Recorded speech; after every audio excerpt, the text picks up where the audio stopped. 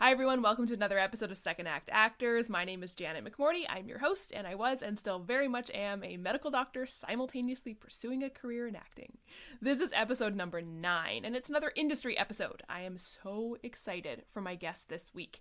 It is the one, the only, the greatest of all time in my humble opinion, Helen Tansey.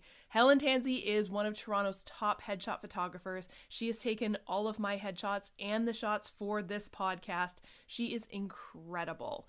Now, my logical type A personality, research-loving brain did a ton of research into who should do my headshots in the Toronto market. And as actors, we get advice, good and bad, but mostly well-intentioned, from tons of different people regarding who should take your headshots. And we go into this a lot in this episode, but honestly, find someone that you're comfortable with. Interview them and find someone that you're comfortable with. Ignore what everyone says, and I don't know if this is the best advice, but whatever. Ignore what everyone says. Find the person you're most comfortable with, because that is who will produce the best headshots for you, and you will produce the best headshots for you. And that person, for me, and many, many others, is the incredible Helen Tansey. Try not to get emotional during this interview because she's the best. She's incredible. She makes me feel so comfortable and so confident with myself. I mean, the minute I walked into her studio, and we've developed a really, really treasured friendship from it.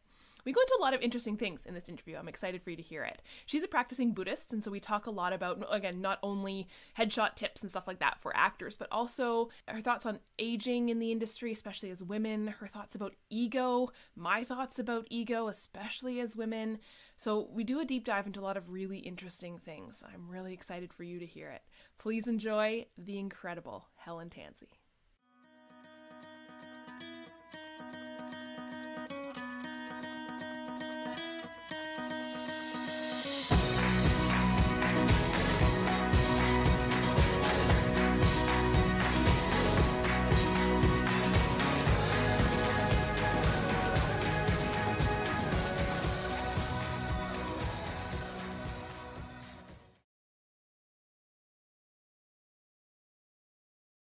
Hi, Helen.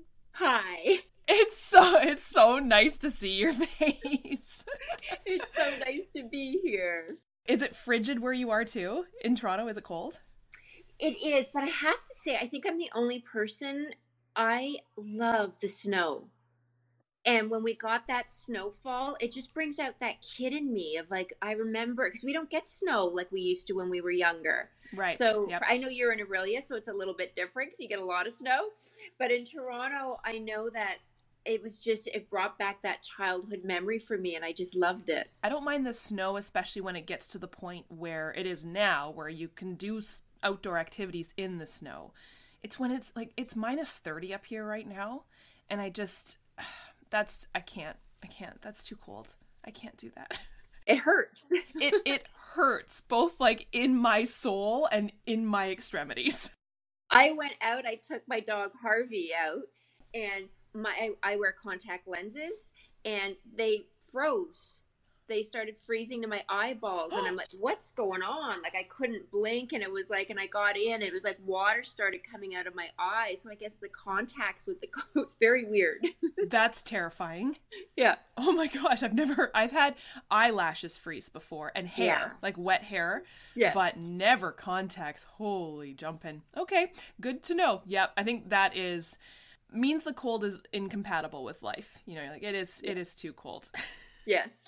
I'm so happy to have you as part of this kind of offshoot episodes. I'm chatting with people within the entertainment industry, people who've been supportive of both myself and just other actors who've decided to go into this industry, crazy industry, later on in life and kind of after their first act, as I'm calling it, first career. So tell me how you got into this industry. How did you become a photographer? Well, first of all, thank you for having me. And I love that you're doing this. I think it's so important in anything that we do that we have community. Yeah. And I think that you're creating this space for actors to sort of help support one another, I think is really important. So I think it's amazing that you're doing this, first of all. Yeah. And then I got into it. I was a model. And when I was modeling in Europe, I was always so much more interested in what the photographers were doing. So after shoots, I would always ask them if I could stay and help them process the film, or they would call out, they'd be go, okay, F8, 100, ISO. And I'd be like, what is that? What are you talking about? And it just fascinated me. So I left Europe. I came back. My brother got ill. My brother passed away, and it kind of changed my trajectory in my life. And I was a little bit lost. I was just sort of, bartending and working. And then I started working for a photographer as his, just sort of booking his appointments, dealing with clients. And he sort of taught me a little bit more about photography. And I had a lot of friends that were actors, so I would take photos of them and sort of experiment on them. And then somebody approached me who owned a lab, and they said, your work is really good. I've seen some of it. Would you be interested if I were to help you co-sign a loan? Would you be interested in, opening up your own studio? And I knew this person too. He was a friend. And I said yes, and that was it. And it was like the doors just kept opening. What do you think it was? Well, I guess you kind of answered the question already, right? Like, you're so interested as a model, interested in what's going on behind the scenes. Mm-hmm. But was there some time in your life that said, okay, it's time to flip from modeling to this career? Or was it just kind of a gradual progression? When I modeled, I never liked it. I didn't want to do modeling. I got discovered and everybody was like, you're crazy if you don't do this. I don't know if I was very good at it either, because modeling, as you know, with acting, it's not just about looking, it's like an attitude. And in Europe, girls would walk in the room and they were like, this is mine. They had this confidence. And I'm like the nice Canadian girl. Hi, how are you? I mean, I loved it because I got to travel. I got to say I was a model in Europe, which was pretty cool. And I believe that it led me to what it did do is that I know what it's like to be behind the lens. I know that nervous energy. I know how uncomfortable it is. And I worked with photographers that would make me feel so at ease. And then I worked with photographers that were not that nice, right? It made you feel horrible and you left sessions almost in tears. Mm-hmm. Yeah. So it's all a learning. So I think, when you get to that point in your life where you look back and you kind of see that you've been on this course, you don't really realize it. And then everything kind of lines up and makes sense. So even as a kid in my room, when I would play make believe, I pretended I was a photographer. So I kind of feel like this is something that was always meant for me.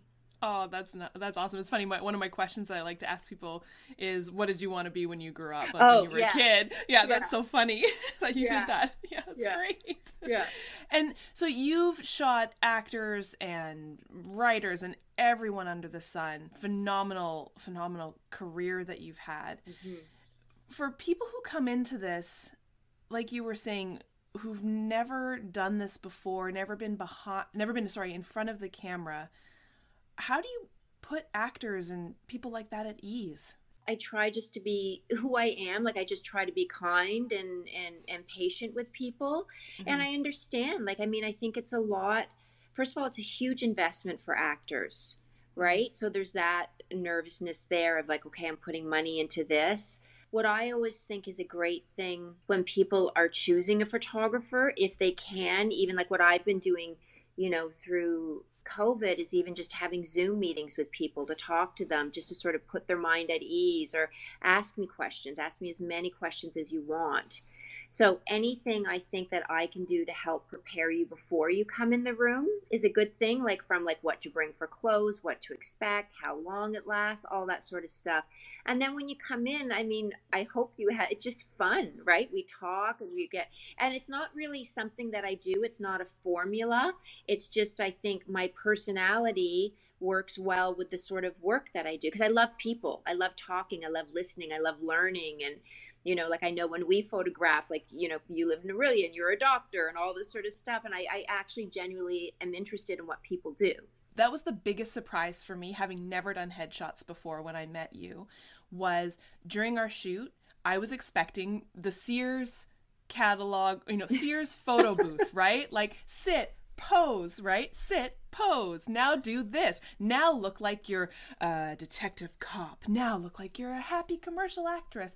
Where with you, it was just, no, just keep chatting and you just go, and what you get out of people is incredible. And I think that's really unique to you. I mean, I have very minimal experience with photographers, but right. I think just hearing from people, other actors who shot with you and with other photographers, I think that's very unique. And like you were saying, it gets people so relaxed and natural. Well, thank you. Thank you. And it's fun. And it is fun. So fun. It is fun. Yeah. So it sounds like you've been a creative person your whole life. Mm-hmm. One of the biggest things I've heard from people who are creatives who did one job and then switched to another is that the biggest kicker for that was burnout, was lack of creativity in their first job. Burnout, nothing's really lighting their fire. For somebody like you who's been very creative their whole life, basically, what do you do, say on a morning you wake up and you're like, oh my gosh, I don't feel like being creative today? Is there something that you do that helps light that fire, that keeps you interested in people? I think that's a good question.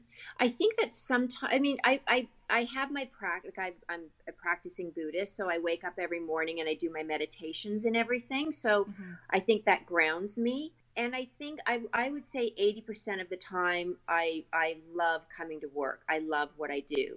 The days that I don't are like, okay, just suck it up. And I do, and it shifts, right? And then once I change my mindset, it changes everything, right? So, and that's the same thing the other way. Like sometimes you can start off think you're going to have a great day, and then all of a sudden you get a client or a rude phone call and it just sets you off, right? Yeah. So it's just sort of that resetting and just, yeah. I don't know if I answered that well. Sorry. Absolutely you did. Okay. So practical things that you've incorporated. I know when we were shooting before you, I know you meditate, you're a runner.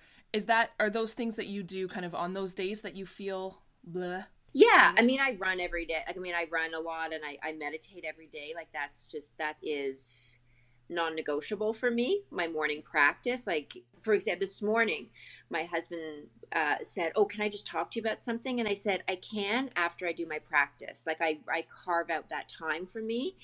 I think like anything, like sometimes we just have days where maybe we don't feel creative, or maybe we're just not feeling good, especially with COVID. I think a lot of us, it's really hard to get motivated. We've kind of lost our steam, but I just sort of accept that and just work through it.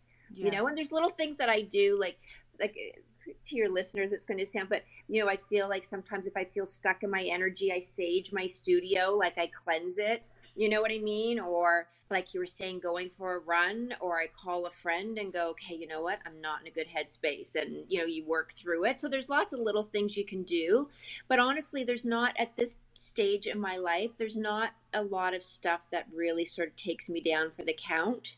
So every now and then I might sort of have sad moments, but for the most part, I feel pretty grounded in my life. Meditation is something that I had never thought of before I started acting. It got introduced to me. Yeah, it got introduced to me by an acting coach who said, I think your brain is too full in order for you to harness and grab onto some of the emotions necessary for some of these scenes acting. Yeah, I think you need to meditate to clear the brain in order to be able to grab in your brain that emotion and bring it forward, which was completely the opposite of what I thought I had to do. I thought, okay, I need to play the stressed out mother, which I get an audition for all the time. My job is very stressful. Yeah. I know exactly how to be stressed because I'm stressed all the time. Like if I have a stressful day at work, I'll say, okay, today's the day I'm going to do this tape because I'm already stressed and I can show it and it's real, genuine emotion. Yeah. Which it was not. I needed to clear the stress away using meditation in order to grab at stress and play it forward. I don't know if that makes any sense. Interesting. So do you find that it's made you, doing the meditation, has it made you a better actor? Because it makes you more present. Yes, absolutely. I think because my logical brain is so overwhelmed with my job as a doctor, Yes. it has been something that I've needed to make a priority in order to switch my focus into acting if I ever need to, kind of turn doctor off, turn actor on, even if I'm playing a doctor. Well, because you're science, right? Like you're science-based, so you're logical thinking. So it's like all of a sudden, like with the acting, I'm sure it's like connecting more to your heart, right? And like, what does this feel like? What would this character feel instead of what would this character think? You know what I mean? Absolutely. I think you're 100% correct. The emotions are there. So it's not like I need to be continuing that emotion all day long. It's there. Yes. I just need to calm down and then be able to turn it on. It's always there because I have the life experience of it. That's not going to go away. Yes. So yeah, it's been very interesting. I wish I'd learned more about it in my science degrees, you know, moving through stuff like that. I think most people who come from a logical, sciencey brained background, could really benefit from something like that. Meditation, I think that there is this idea that we had to sit and be still. And meditation, that, yes, you can do it that way, but meditation can also be, because I know you're into physical fitness too, meditation can also be going for a run, right? It can be yoga, it can be walking. It's anything where you come into your body and you connect to it. And I think that there's this idea that we have to close down, like have no thoughts. And that's no. I think that was a tough thing for me to learn. Not tough, but it was a surprising thing for me to learn when I come from a logical brain saying, this is the right way to do things. This is the wrong way to do things. You know, that's what medicine is. Right, wrong, black, white, follow the algorithm. So for me, yeah, meditation was, I have thoughts coming into my brain. I'm doing it wrong. Just stop. Stop. You're not doing it right. Not true.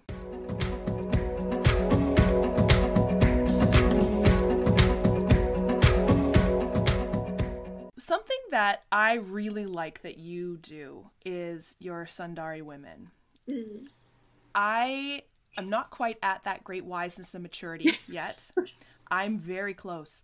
But I resonated with, you know, looking at the book and reading interviews with some of the women who you've had who are in that book, who, like me, came into acting or came into something later on in life with the fear that they had already aged out of this industry. Yeah. And I think you do such a great job of celebrating that with Sundari Women. Do you have any advice or just general thoughts about that fear of, you know, here in North America, we're not allowed to age, especially as women. Yeah. In other parts of the world, it's celebrated. Like you look at a BBC comedy and it's just celebrated. Yeah. And then coming into that, having, you know, I know me personally, had a couple people say, well, you're almost 40. Sorry, you're going to be really limited in what people have for auditions. Yeah, what are your thoughts? Yeah, it's really challenging. I think in your industry specifically, I think it slowly is changing. But I think it starts with us. Like, I think that women that we have to, I mean, the Sundari Women for me was, as I was aging and I was approaching 50, I was looking for people that I looked at and go, okay, I want to age like that, and felt empowered by. So when you look at someone like Lauren Hutton, who, you know, she's in her 70s, she's done no work. And even if people choose to do work, that's okay. I try not to go down that rabbit hole. But I think that we need to see more mature actors. I think that we need to see more mature women in print ads, all that sort of stuff, so that we are represented and that we feel good about aging. Right. And it's not easy. It's not easy getting older, not only like the physical, you know, how we look, but just, you know, what goes on with our bodies. But I think if we can see more women aging in film and TV, then it gives us permission to also, you know, so when you have certain women that are like, look at Kate Winslet, like when she did Mare of Easttown, like she blew me away. And there was a scene where in a love scene that she had, and the director said, we could edit that out because I think she had like a roll of fat over her jeans. And she was like, no, like that's my body. Don't you dare touch it. And I think that's really important. I think that we have to be more authentic. I know you're saying it starts with us. It truly does. I think what I struggle with, and I think this comes from the media, is this weird feeling of be confident, but don't have an ego. Like, it's this weird kind of balance. I don't know if balance is the right word, but you know what I mean? Like, there's this push of being like, yes, confidence women, but like, not too confident, because you don't want to be an ego or a narcissist or anything like that. Like, shut down the ego is kind of the thing that you see on self-care and wellness websites, which I think as women, I'm like, I don't really have an ego to shut down, because I think as women growing up, we were told, no ego. What ego? Yeah. Totally. And do they say that to men? Like, that would, right? Is it women more like when women, like, we step into our power and it's like, oh, we're difficult or we're being, right? So, but I think there's nothing more sexy and incredible than a woman who's confident and owns who she is. And my thing is, like, if you have a problem with that, then that's your problem, right? And I don't think that women should dummy themselves down or not step into their power because it's making other people uncomfortable. Like, that's their problem. They have to learn to shift out of that, not you.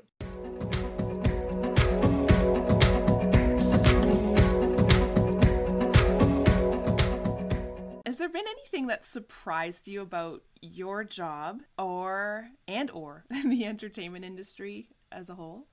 I mean, I really love what I do still. Like, I've been doing, this year will be my 30th year of shooting.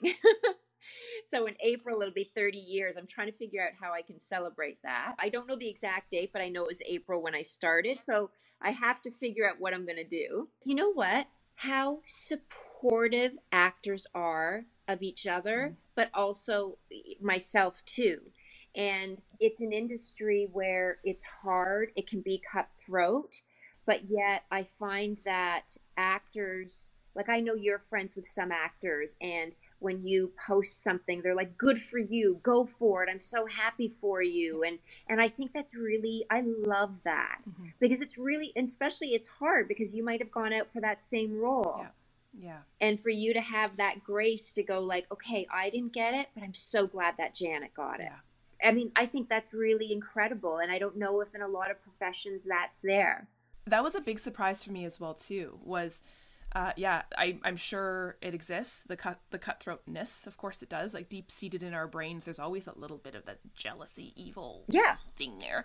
But I think especially in Canada, when there's so many actors vying for so few roles, we have to support each other, especially as Canadian actors, saying yes, when one of us, what is the great Schitt's Creek quote, when one of us shines, all of us shine.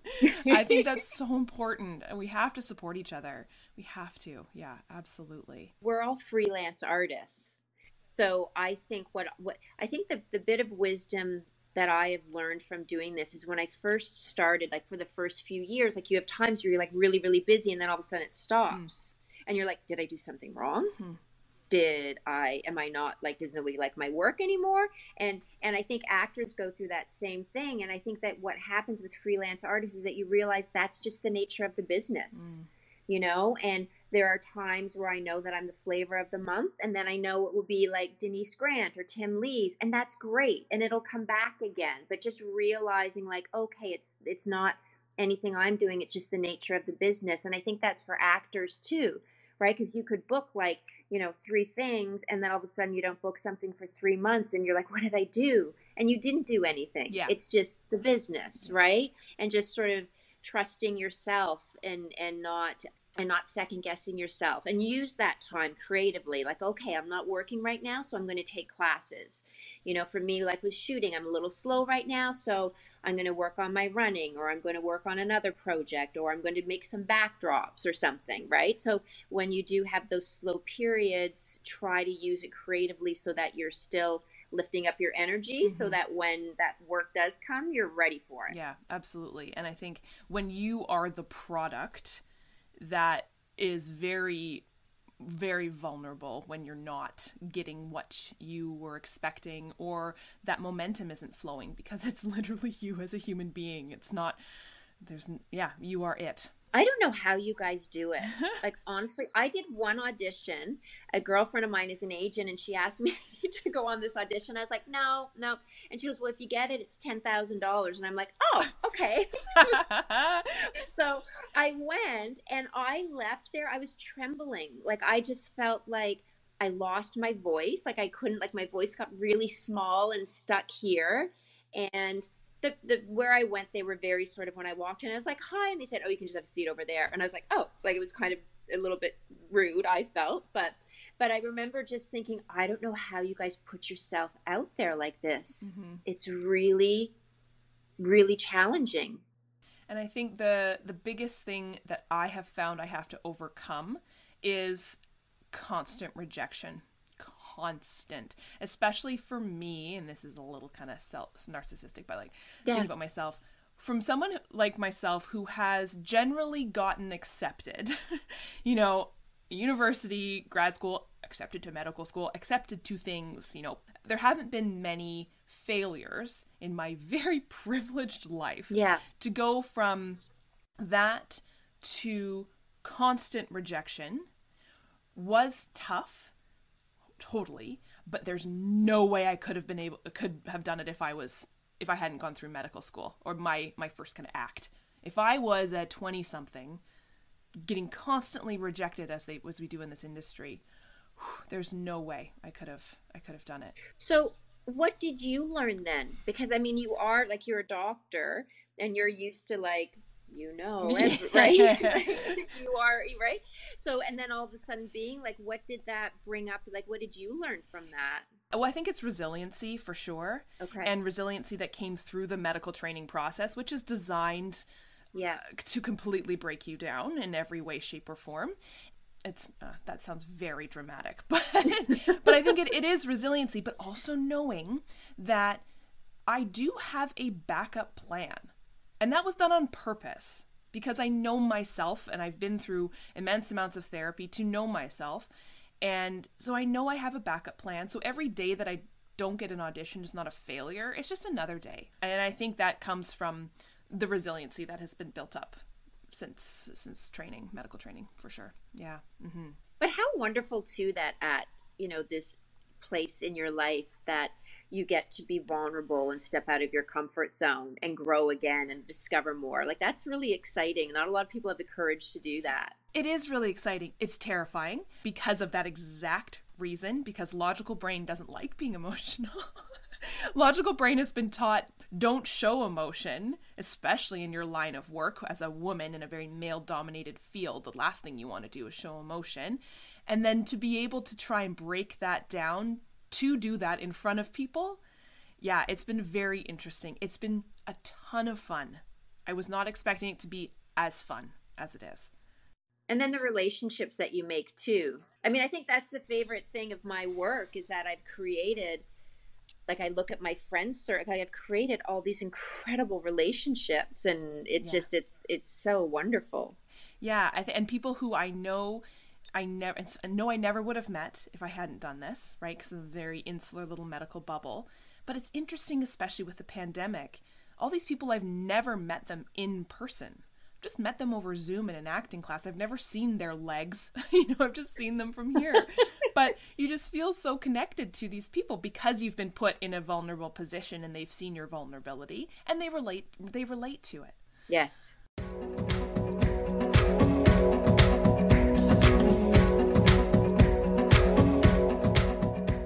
Tell me about actors, just in your experience. Like, what are they like? Tell me, like, you see them day in and day out, and you've seen the top elite to the just starting out me's of the world. I mean, I love actors, right? Like, you guys are you're just so open and honest and vulnerable. Like, it's just, I mean, I think, obviously every actor is different. Before I met my husband, I dated a couple of actors.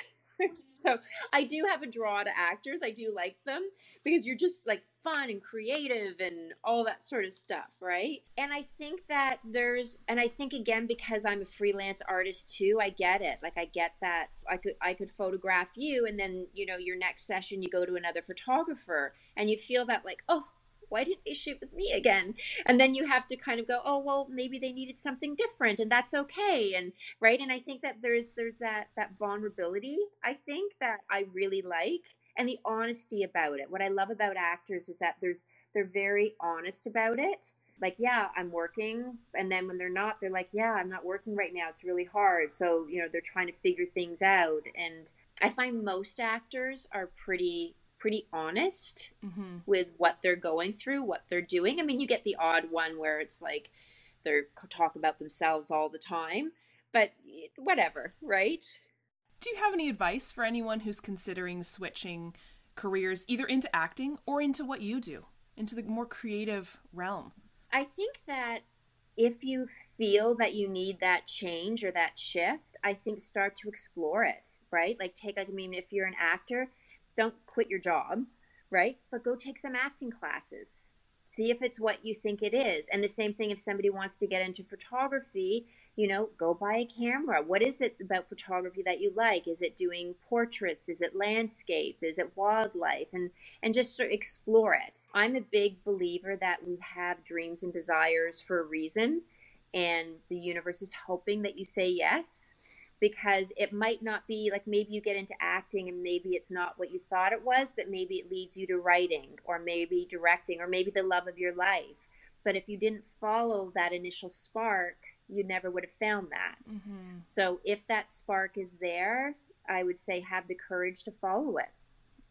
From a more of a practical headshot photographer advice standpoint, as someone who, again, started out in this career later on in life and was bombarded with advice, good and bad. Yeah. This is a long lead up to my question, but I was told you have to get headshots that look like this, by this person, like this. These are the people who are the best. Casting directors don't like A, B, C, D, E. And it was just, and I found, and maybe this is wrong, but also I don't care. I don't care. I kind of shut all that advice away because it was so overwhelming. And I said, I want to shoot with Helen always because you make me feel comfortable. And it's not like I'd been told, oh, don't shoot with Helen. It's always Helen is amazing. But I think we are so bombarded, especially as beginner actors, and with advice about who to go to, where to go, outfits to wear, types to be. What's my question? It's more of a comment on that industry. And I was just like, oh, I don't care what anyone says. I just want this. It's really tricky because it's also, you could have an agent who says, oh, you should shoot with Helen. She's great. Then you have another agent who goes, oh, actually, we prefer this photographer.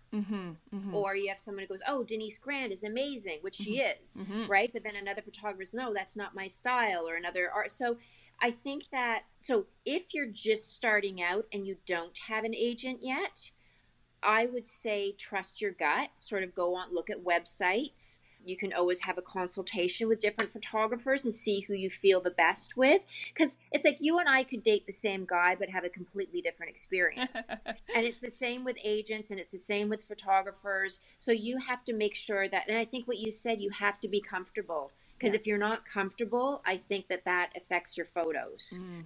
And then if you have an agent, they're your agent, right? So if they say this is a photographer that we like, I mean, I don't think agents will never say, oh, unless it's a really bad photographer, like don't use that photographer. And I think that there's sort of like a list of 5 of us that are usually on that list. And you can't go wrong. Again, you have to trust your gut about who you feel the most comfortable with. And it's the same for acting classes. Right? It's the same thing. Like you can have, you can have a great acting teacher and you have an amazing experience, but somebody else didn't. So you just sort of have to trust your instinct and honor it. And you're not going to make everybody happy. Yes. And everybody in this industry wants to give advice. Yes. Oh my gosh. Yeah. Right? Free and for money. Yeah. So it's overwhelming. Do you have a crazy, funny, or memorable moment from your career? I think, you know what, I've met and photographed some pretty incredible people. Yeah, you have. Colin Wilkinson. So he played Jean Valjean in Les Mis. Yeah.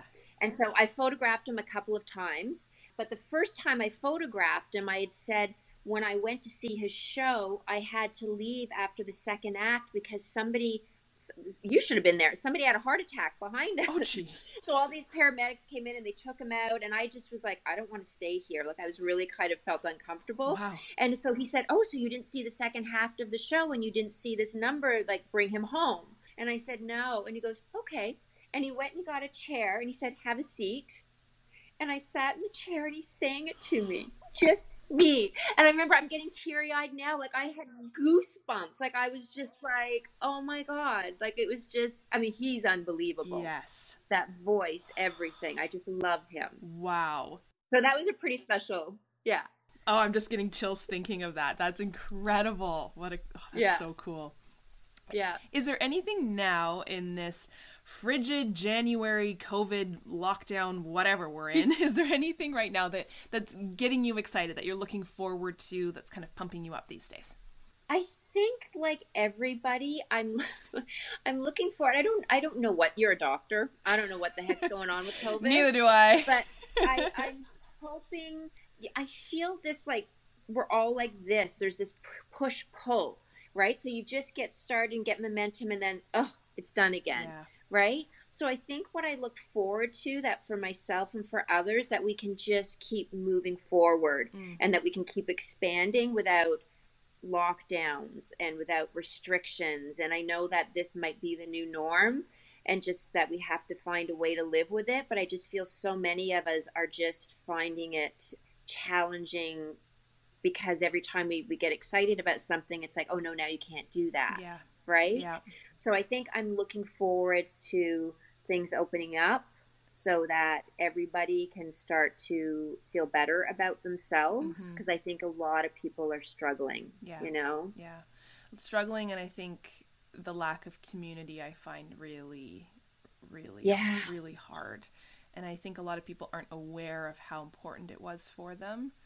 And then when it's taken away, they're like, oh my gosh, I miss it. From something as small as aquafit classes to all the way up to just their community as a whole, as a nation, right? It's just, everyone's very me these days. And because you have to be, it's kind of that survival weird instinct right now. Yeah. Yeah. And we're stuck in our heads a lot, right? Because we've got all this stuff. Yes. Well, because there's nowhere else to be. I'm either stuck in my head or I'm stuck in my kitchen. Like, there's nowhere else for me to go. What would you say your either parents, loved ones, guardians, whoever is in your life, how would they describe what you do for a living? I think that they would describe it as, I don't know how they would describe that I'm a photographer, but more that I think that they would say that how fortunate I am that I love what I do so much. Is there anything you want to promote? My photography also, but I also have my own podcast. And so that is called The Feminine Warrior. And I'm doing it with my dear friend Diane Wiseman, and we co-host it together. And it's I would say it's 95% women. And it's just sort of sharing our stories and sharing our journeys, and also looking at the parts that weren't easy, because those are actually the parts where we get to learn and grow the most. And so, so I'm really enjoying that. It's a fun creative outlet, and just trying to, as you're doing, trying to raise the voice of women. Specifically, ours is raising the voice of women. But that's a lot of fun to do.